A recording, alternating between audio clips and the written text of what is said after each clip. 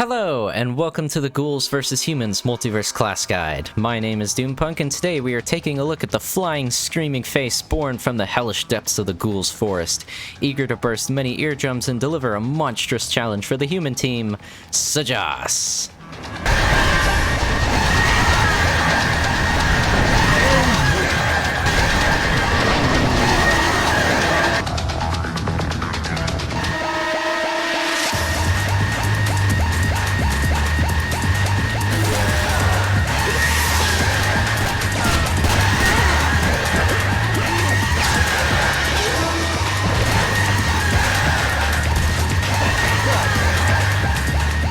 Starting with basic stats, Sjas has 100 HP and moves very fast on top of being a permanent flyer. As for resistances and weaknesses, Sjas resists normal damage, which is essentially most bullets from shotguns and machine guns, and Leonhardt's Skull Throttle.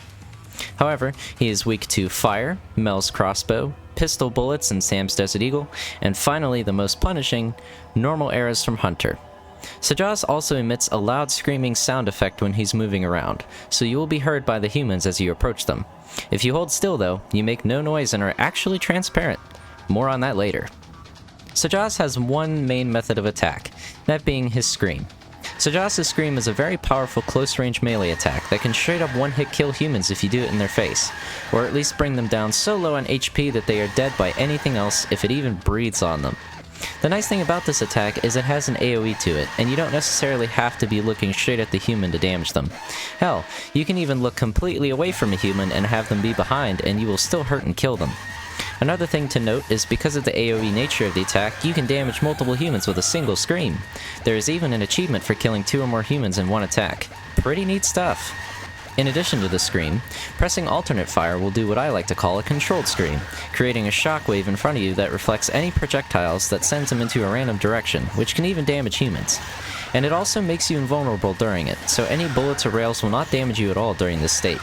I really want to drive this home. You cannot take any damage at all during this. Here's a friendly example.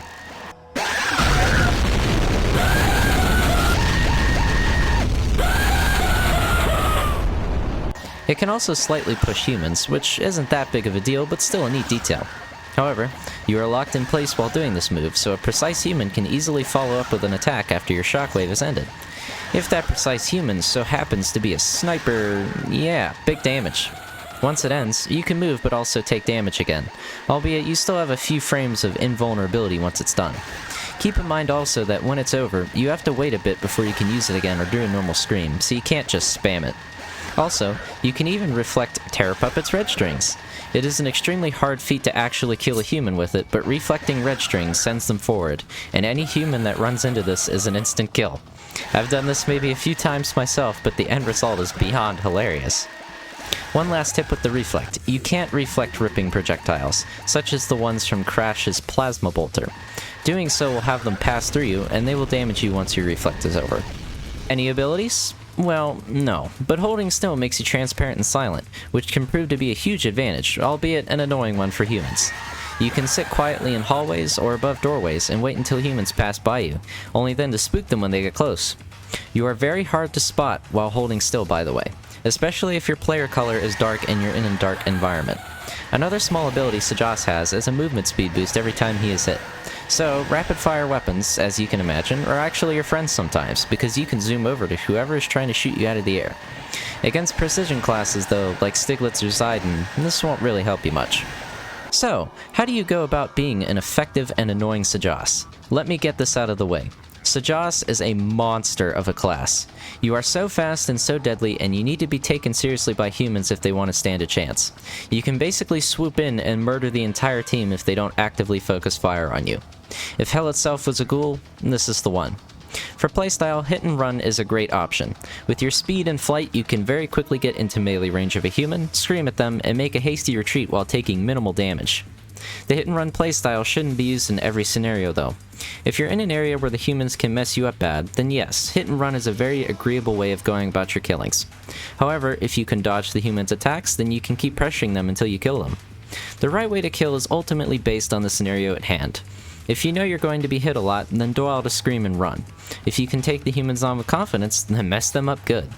Due to your high speed, absolutely take out high priority targets.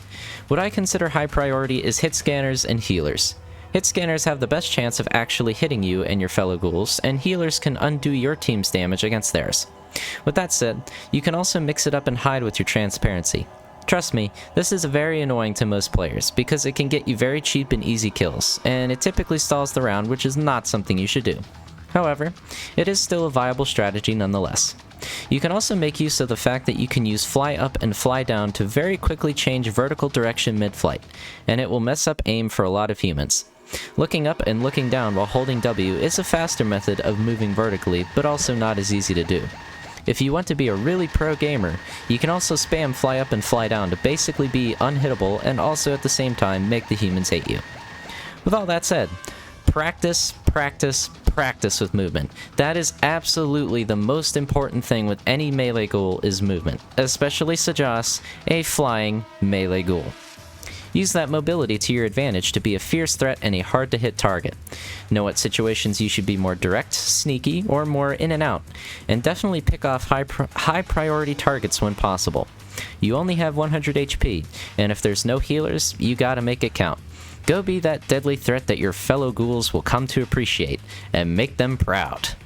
How would I rate Sjas on the tier list? No questions asked, Sjas is an S tier ghoul. His very fast speed and high damage melee are a force to be reckoned with for the humans. He is very hard to hit and does some absolutely bonkers damage. For being just a melee flyer, he has a lot of utility to work with. A simple ghoul on paper that actually has a little bit of depth to it and mastery that can be had. That said, he is extremely powerful in his current form, and among the best of the best on the ghoul roster. Thank you for tuning in to the Ghouls vs Humans Multiverse Class Guide on Sjas. If you liked the video, please leave a like, comment, and subscribe. Tune in next time where we'll be taking a look at the very agile and versatile human, armed with a bow ready to lay down elemental justice, Hunter. This is Doompunk, signing off.